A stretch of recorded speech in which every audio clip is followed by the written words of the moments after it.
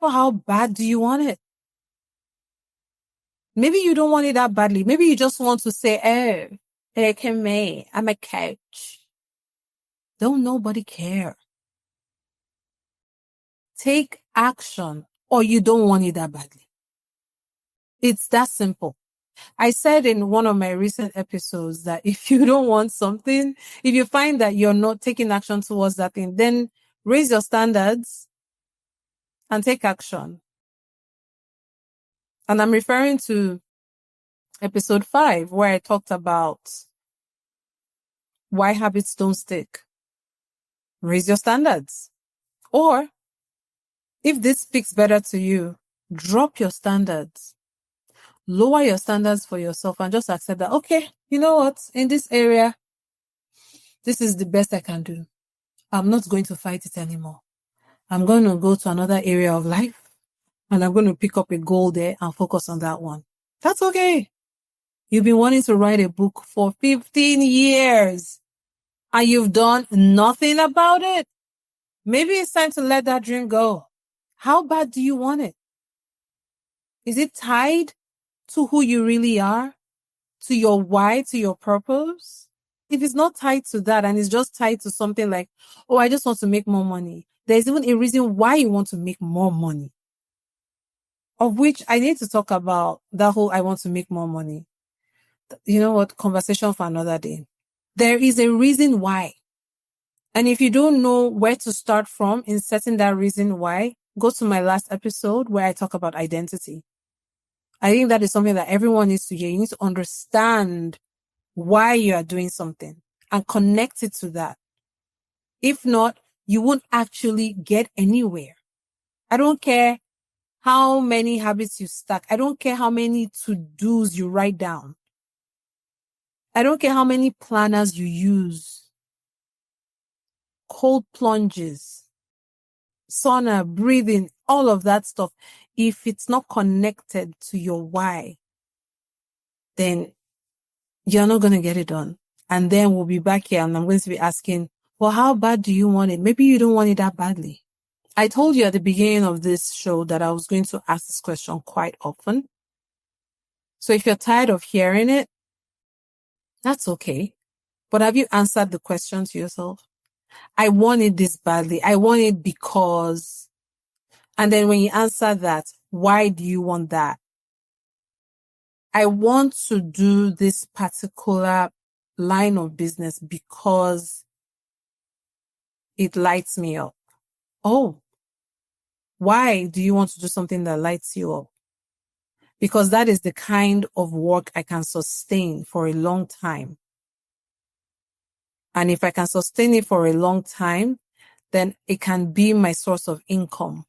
And then work won't feel like work. Oh, why is that important for you, for work to not feel like work? Well, because in the past, I've started and stopped, and I've not really excelled at anything. And I'm getting on in life. At some point, I need to have a good personal financial portfolio. Well, why is that important to you? Because I don't want to work for the rest of my life. I want to retire at a certain age. In fact, I'm already late as it is. I should have started this a long time ago. Oh, okay. Why is it important for you to be able to retire? Because I want to have time to do other things. Oh yeah, like what? So that's what I mean by how bad do you want it? If this thing is just a frivolous dream, stop torturing yourself and let it go. Pick something else that will drive you to action. That will drive you to action even when you don't feel like it. That will drive you to action even when everything around you is saying no. But you know you have to keep going. You know that you haven't actually seen it through to the end and you haven't done everything. I love it when people say, oh, I've tried everything. Oh, really? Show me the list. Okay, yeah. So I spoke to my sister about it, and then I also read this book. Oh, and that's everything? Are you sure you tried everything? Oh, well, maybe I haven't tried everything. Well, there you go.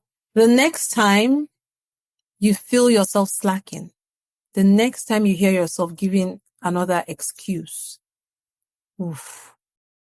You know what? I need to quickly expand on the excuse part, especially the excuses that sound so logical. They sound so good, but you know deep down that they are excuses. You know deep down that if you want it badly enough, you will actually sit up and do what you need to do. Excuses. This thing is a terrible disease. I call it excusitis. It is a problem. It's not a pandemic. Endemic? Is that what they call it? It is a problem. Excuses. Even I have to tell my coach, and yes, I have a coach. My coach has a coach. I believe in coaching because they help you see your blind spots and they help you operationalize your aha moments. That's what I do with my clients. And I told my coaches, I was like, oof. I told her from the beginning, I said, I'm really good at making excuses. Like, really good at making excuses. I can do a TED talk on excuses. Like, I can just riff and you will believe me, high sounding. Like, oh my gosh. You know what, Kepo? You deserve to sit down, put your feet up and do nothing. Because you're right. This is tough. You're right. You need a break. You're right. You can pick it up next week. It's nonsense. Yes, I'm telling you, it's nonsense. I am not saying that you shouldn't rest. I am not saying that you shouldn't play. I'm not saying that you shouldn't pace yourself. I do all of those things. In fact, I'm even at the time of recording this, one of the things I'm working on is just learning to space out my days. I tend to pack too much into my days and I don't give myself enough breaks in between. And what that will do sometimes is by Thursday, I'm feeling so tired, right? By Friday evening, I'm just like, I'm so spent. Saturday morning, forget it. I have to draw from my reserves to actually get anything done. But I've changed that. But I know that there's still room for improvement, right? I need to pace myself. I need to re-energize throughout the day so that I can sustain my energy levels throughout the day and throughout the week. I am not saying don't do any of that. I'm just saying, you know when you're making excuses. So, again, how bad do you want it?